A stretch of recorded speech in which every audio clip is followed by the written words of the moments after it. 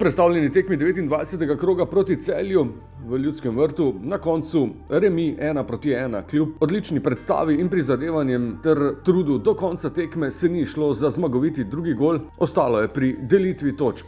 V primerjavi z zadnjo tekmo, večnim derbijem v Ljubljani, je Boštjan Cesar pustil prvo enajsterico nespremenjeno. Odlična igra že v prvem polčasu pa je prinesla zasluženo vodstvo s krasnim prvim ligaškim golom Šeja Odža. Nesrečna 11-metrovka v koncu prvega polčasa je pomenila izenačenje. Kljub dominantni igri in pritisku v drugem polčasu, pa tudi z nekaj malo nesreče ob razveljavljenem zadetku Sudanja, se na koncu ni šlo za zmagoviti drugi gol in za 3 točke. Kljub temu pa slave v Ljudskem vrtu ob polčasu. Ekipa U17 kadetska selekcija NK Maribora je namreč pretekli vikend z zmago proti Muri potrdila naslov državnega prvaka in ob polčasu prejela šampionsko trofejo za letošnjo sezono. Najzanimivejši trenutki dvoboja v Ljudskem vrtu v nadaljevanju.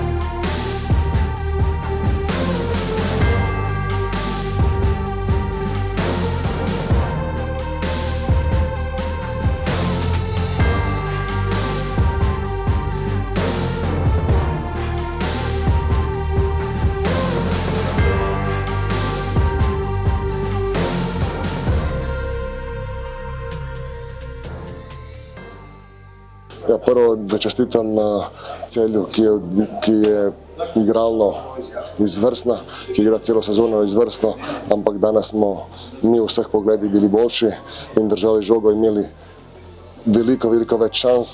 Danes srečo nismo zadeli drugi gol, ampak vsa čas fante, kako so odigrali. Točno to, kaj smo se zmenili v teh 2 treningih pred tekmo, smo to delali in kakor sem rekel, in v fazi defenzive, fazi ofenzive sploh smo bili boljši.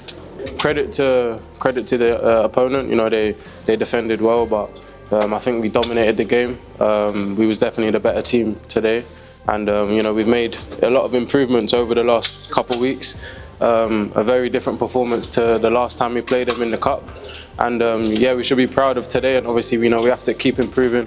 Do konca sezone zdaj še 3 tekme, vabljeni znova v Ljudski vrt v nedeljo na predzadnjo domačo tekmo v tej sezoni, ob 5:30, nasprotnik pa Primorje.